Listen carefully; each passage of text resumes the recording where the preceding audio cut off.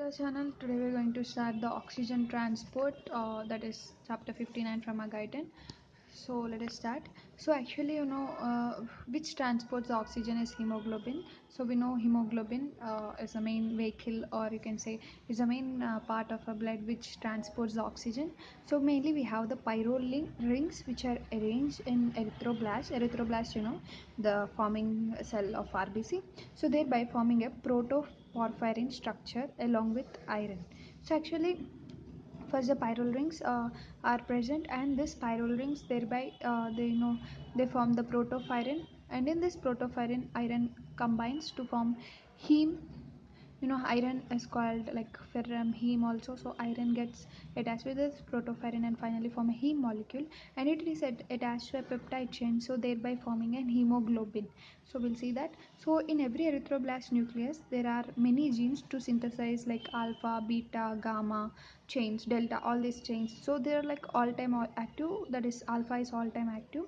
So here you can see hemoglobin monomer is formed like this. It's like a flower. It looks like a flower. You can see this flower-like structure is a protophyrin, which is made up of this pyrrole rings first. So in that we have the iron ferrum. So this together form a heme molecule, and below we have a peptide chain. This peptide chain may be either alpha, beta, or gamma. And remember, this peptide chain are also always in the they have synthesis genes in the nucleus itself. So these are formed, so according to that we give the name for this. And you can see one hemoglobin molecule is tetrameric with two alpha globulins and two beta globulins. So you can see one hemoglobin is a tetrameric structure, tetrameric with two alpha globulins and two beta globulins, means it has like this two chains. So 2 alpha plus 2 beta gives us the hemoglobin A. A means adult. In adult, we will find mainly this kind of chains. Whereas coming to hemoglobin A2, hemoglobin A2 is some amount. It is present only in few adults. So here it contains mainly 2 alpha and 2 delta. Whereas coming to hemoglobin in F, F means fetal life. In fetal life, we have hemoglobin F, which mainly contain 2 alpha and 2 gamma. So like this, you can differentiate according to the globulin chains. The hemoglobin is different in different persons. I mean in different ages. So always in ferrous form. So always remember, in middle or in hemoglobin, it is always in ferrous form. So you can see ferrous means it has two positive or it like this. Whereas coming to ferric ion, ferric form is mainly found in met hemoglobin. Actually, met hemoglobin is in useless hemoglobin because it's like it doesn't bind to oxygen, so we don't need it. But this ferrous form is mainly important because it is present in most of our hemoglobin, which is useful for our oxygen transport. So if hemoglobin are free in circulation, they are toxic and may damage the kidney. So they should always be in bounded state. They should not be in free state. Whereas this ferric form, you can see it doesn't bind oxygen and it is useless. Yeah, we have done it. So normally hemoglobin is bound with RBC membrane outside within RBC. So you can see here, usually hemoglobin when it is free, it is harmful because it may damage the kidney. But it is always bound to the RBC hence. So oxygen is transported mainly in pockets of hemoglobin. So actually, for example, this is a hemoglobin. It will have like this 4 pockets. So in this each pocket, it will carry one oxygen molecule. One oxygen molecule means you can say like 2 atoms of oxygen. Means in total 4 oxygen molecules, or you can say 8 atoms of oxygen. So we need to clear that also. So oxygen from alveoli to plasma. Oxygen, of course, we breathe air. So in that air, mainly we have oxygen, right? So that oxygen, of course, goes into alveoli. So from alveolar side, it need to come to the plasma. First, it comes into plasma because in capillary, we have plasma and red blood cells. So first, it enters into the plasma, and next to the RBC, to hemoglobin, and to force driving it is partial pressure of oxygen. So the force which is driving this oxygen from the side of alveoli to the plasma and next into RBC into the hemoglobin is a partial pressure difference. So it's like that is 100 to 104 millimeters of mercury in alveoli. So this is the partial pressure of oxygen mainly. So partial pressure of oxygen is 104. Exact value is 104. Like average you can remember 100, but it's best to remember exact value, right? 104 millimeters of mercury in alveoli. So why it is 104? Actually, in inspired air, the partial pressure of oxygen is 160, whereas in inspired air, in atmosphere. In atmosphere the air it is 160, whereas in inspired air means after inspiring it will become like around 150. Why it is 150? Because the air which is present outside is non-humidified, but the air which is present in our tracks, that is in respiratory system, gets humidified. Humidified is nothing but adding water vapors to it. So because of adding water vapors it's turned into 150, and later when it is coming finally into alveoli it will be decreased into 104. So PO2 in plasma is 440 millimeters of mercury. So in plasma means, for example, I'll draw a diagram to get this more clear. So for example, this is alveoli and this is a capillary. So in alveoli, the PO2 is 104, whereas the PO2 in this is 40. Why it is 40? Because it's deoxygenated blood, right? In pulmonary artery, we know there is deoxygenated blood. That's why it is coming to kidney, this alveoli, to get exchange and gets oxygenated, right? So that's why it is deoxygenated blood. It carries only 40 of oxygen in it because of mixed venous blood. And oxygen in blood is present in two forms, as dissolved oxygen in plasma or bind with hemoglobin, right? So actually the dissolved oxygen only gives us the partial pressure, whereas the binding form doesn't give us. So the PO2 which is produced only by dissolved oxygen, that is partial pressure. So partial pressure can't be produced by oxygen which is bound with the hemoglobin, that is binded oxygen can't give you the partial pressure. This we already discussed in our previous chapter, diffusion of gases, right? So whenever there is partial pressure of oxygen very high, then more oxygen binds with the hemoglobin. Of course, you can understand this. They are saying more oxygen is present, partial pressure of oxygen is very high means dissolved oxygen is very much high. If dissolved oxygen is very much high, now what our hemoglobin does? It tries to bind it more. So it binds more. And whenever the dissolved oxygen is very low, means it decreases the binding, because already it is very low. So why to bind it? Instead it can live freely in the blood. So in a normal resting person, when the hemoglobin comes back to the lung to get oxygenated, already it is oxygenated 75%, that is 3 pockets are filled with oxygen. So actually, as I said, like this we have 4 pockets of hemoglobin, already 3 of them are completely filled in our so as I said, this is coming PO2 40. You can see already it is 40, means already it is having some oxygen of 40, means 3, the 3 pockets are already filled with oxygen, means almost 75% of a hemoglobin is saturated. We say it's saturated. So only the remaining one pouch will be filled now by this upcoming oxygen come from the alveoli into the plasma or into the blood. So you can see here only 25% of hemoglobin need to be saturated in the pulmonary capillaries. That 25, because total 100, in that 100% 75 is already saturated, means only that 25% need to be entered now. So flow of oxygen follows the order of alveoli, that is from alveoli to the plasma to the RBC and finally to the hemoglobin. So in plasma, until the PO2 is 100 from 40, as we said already, in plasma the value is 40. Now it should get 100 because now extra oxygen is coming, so it will become 100. And next RBC hemoglobin gets fully saturated now, means all the 4 packets will get saturated, that it has become 100% saturation. So what are the changes before, we can now let's say before and after oxygenation. So before, the values are like PO2 is 40 and hemoglobin saturation is 75, but after saturation the PO2 will become 100 and the hemoglobin will become also 100. So all are like 100% saturated and 100% full after the oxygenation completion. So PO2 determines the level of saturation of hemoglobin. So this is very important. That is, the partial pressure of oxygen determine the level of saturation of hemoglobin. If here the partial pressure is 100, means even the saturation is 100. So like this we can say they are like directly proportional. So you can say PO2 is equal to 100, means 100% saturated hemoglobin. But whereas before you have seen here, before what is it? Partial pressure of oxygen is 40, means hemoglobin is 75% saturated, means the 25% is still remaining. So here only PO2 is 40, whereas if PO2 is 100 after, means even the saturation is 100%. So like that that's one. So traveling to left heart through pulmonary veins. So now what happens? This saturated, of course it will go into the left heart, and through pulmonary veins it will go into the left heart, later it will go to aorta and supply to the all tissues of the body. So if hemoglobin is high, then oxygen is also high in 100 ml of blood. If hemoglobin is low, even the oxygen is low, because hemoglobin is like a transporter. If no hemoglobin, then even it can't carry the oxygen. So you can see here 1 gram of hemoglobin, when 100% saturated, it binds 1.34 ml of oxygen. This is very important. So 1 gram of hemoglobin, when it is 100% saturated, it binds only 1.34 milliliters of oxygen. So here you can see 14 grams in female, 15 grams in male. This is the hemoglobin normal values for the 100 ml of blood. So for 100 ml of blood, hemoglobin is 14 grams. It should be normally 14 grams in female, whereas 15 grams in male.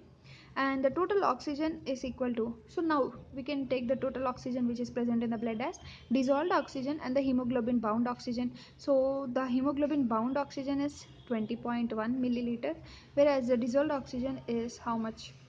You need to find out, like 1 gram of hemoglobin binds, we have seen before, like 1 gram of hemoglobin binds to 1.34 milliliter of oxygen. Then how much 15 grams bind? That is equal to 1.34 into 15. Then we'll get like 20.1 milliliters of oxygen. So like this we have got this answer. Hemoglobin bound oxygen is 21.1 milliliters. So hemoglobin of 15 grams, 100% saturation, have 21 milliliters of oxygen which is bound. So 0.003 milliliters of oxygen is dissolved in 100 ml blood under 1 millimeter difference of partial pressure of oxygen. So now what we need to do, 0.003 into 100 will give you 0.3 ml dissolved oxygen. So these are very important. So we got an answer here, that is 0.3 milliliters. So always remember, uh, in, if you see this one you'll understand. So in capillary we have some, we'll extend this capillary. So in this capillary now the PO2 is like this. PO2 means is dissolved, whereas other one is oxygen bind with hemoglobin. So oxygen bind with hemoglobin, we got a value of 20.1 milliliter, whereas the oxygen which is dissolved, we got a value of like 0.3 ml. So these values are very important to remember.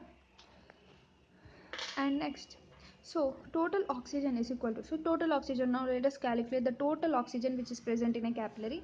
So total oxygen is 0.3 ml, which is a dissolved oxygen, that is partial pressure of oxygen, whereas 20.1 is a bounded form. So totally have 20.4 milliliters. Very important, total oxygen which is present especially in this capillary site is 20.4 milliliters. In that 0.3 is a dissolved oxygen, whereas 20.1 is a bounded oxygen. So next, pulmonary plus bronchial circulation in lungs. Actually, pulmonary circulation, it has bronchial circulation which supplies some extra blood to the veins and all those, to the pulmonary pulmonary sites. So it also, it has some venous side which bring the deoxygenated blood to the left heart. So by this reason it leads to mixing of blood of oxygenated and deoxygenated blood, that is also called as venous admixture. So actually, now this blood, this is pulmonary artery. Now this pulmonary artery will go into the sorry, this is pulmonary artery. Yeah, next it will go into pulmonary vein, and after pulmonary vein it will go into left heart, that left atrium. So actually that is now, after getting oxygenated, it is completely oxygenated, but because of this some deoxygenated blood, the oxygen and oxygenated blood is also having some low oxygen because of this. So the PO2 of 100 is decreased due to deoxygenated blood to PO2 of 95 millimeters of mercury. So what this represents, we already discussed before that if the partial pressure of oxygen is 100, means it indicates that it is 100% saturated. Now the PO2 is like 95 millimeters of mercury because of some mixing of deoxygenated blood. So PO2 in left heart system is 95 millimeters of mercury, and hemoglobin can't be 100% saturation in this case, because we already said PO2 is directly proportional to hemoglobin saturation. So by this we can say that now even the saturation drops to like 97%, because before it is 100. If PO2 is 100, even the hemoglobin saturation is 100. But as in the left heart system, the PO2 is dropping to 95 because of deoxygenated blood which is entering from the bronchial, and also some like Thebesian veins we have which are coming from coronary artery. So this both make the deoxygenated blood to enter into the oxygenated blood. So because of both reasons, you can say now even the saturation has dropped to 97%. So in the left heart, mainly very important, 95 millimeters of mercury is a PO2, and the 97% is a saturation of hemoglobin, and 20 ml of oxygen is carried, it's normal, and the dissolved oxygen is 0.3, it is also normal, as we already discussed before.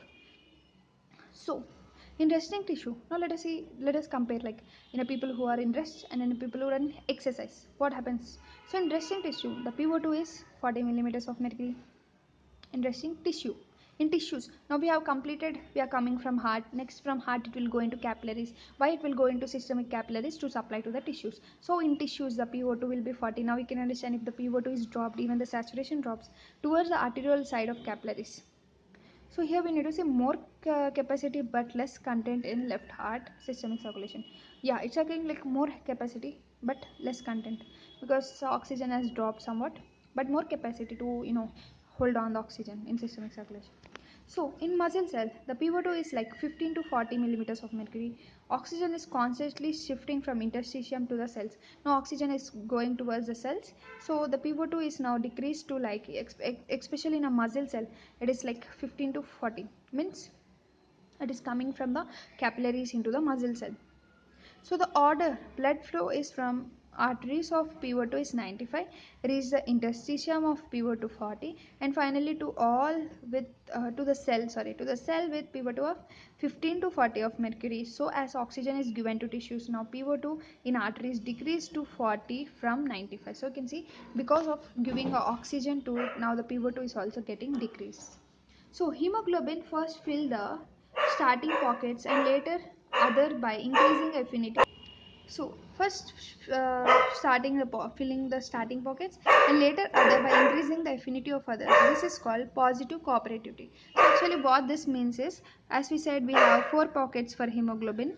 So it attaches one oxygen. So first this oxygen will attach and it will say to this hemoglobin pouch to take one more oxygen. So this will initiate other one. So like this everything will initiate. So you can see this last pouch is having a lot of effect from this because of this three. This three will say like, this three together will say to the last one like increase your affinity. So like this, so we can say the last one is having more affinity and the first one is also having the less affinity. So like this, this is called as positive cooperative, because one is initiating other. So this is a positive cooperation. So here we also have some graph where it is not a straight line. Always remember, the relationship between the partial pressure of oxygen and the hemoglobin is not a straight line, because as partial pressure of oxygen increases means hemoglobin increases. It's not like that. It's a sigmoid curve, because you can see the linear relation between hemoglobin saturation and PO2 is not valid. The content of oxygen is here in arterial or lung side 100, and this is 50 in the middle, and this is 0, and this is a PO2, this is a hemoglobin. So it will be like this. And hemoglobin behave differently in lungs, where increased affinity to hold oxygen. In tissues it behave differently. Affinity to hold oxygen, where it supplies oxygen to tissues. Actually hemoglobin difference behave it behavior differs in lungs and also in tissues. Let us see how. So when 100% saturation, 20 ml of oxygen. If 75% saturation, 5 ml of oxygen is released. So this is very important, because 75 means 15 ml of oxygen is supplied, right? If 15 ml means from 20, 20 minus 15 is 5. So 5 ml is only released to the tissues. 15 ml oxygen is loaded, whereas 5 ml is released to the tissues, because always we said if PO2, that is partial pressure of oxygen, is affected means its saturation also affected. In this case, as 100% saturated means PO2 is also 100. So 20 ml of oxygen is carried. But here you can see 75% saturation in our tissues means PO2 has fall to 40 millimeters of mercury. So even the amount of oxygen release is also decreased. So only for the tissues 5 ml of oxygen is uh, supplied. Whereas you can see like yeah, so tissues receive, I'll say it later. So tissues receive 5 ml of oxygen. So at exit or venous side, the PO2 is also 40, again 75% saturation means only 5 ml of oxygen is supplied. So at P, partial pressure 50 to 100, saturated means increase in pressure, increase in saturation. Partial pressure 50 to 0 means desaturated. Means in this graph we are talking, if the partial pressure is between 50 to 100 means the hemoglobin is saturated, means more pressure means more saturation. Whereas if the partial pressure is between 50 and 0 means of oxygen, 50 and 0 means it desaturated means it is leaving now. So you can see this graph is, I'll say very clearly. So this is right side of the graph, this is left side of the graph. The right side of the graph says that it is leaving the oxygen, means it is giving more oxygen. The left side of the graph says that it is storing more oxygen, it is binding more strongly with hemoglobin. oxygen and hemoglobin are binding very strongly. Whereas here they are saying that hemoglobin is leaving minus oxygen, means it is leaving the oxygen that is in the right side. So that's what here saying. You can see 50 to 100, between 50 to 100 saturation, more saturation, whereas between 50 to 0 it is desaturated, means it is decreasing the pressure, desaturation or arterial side.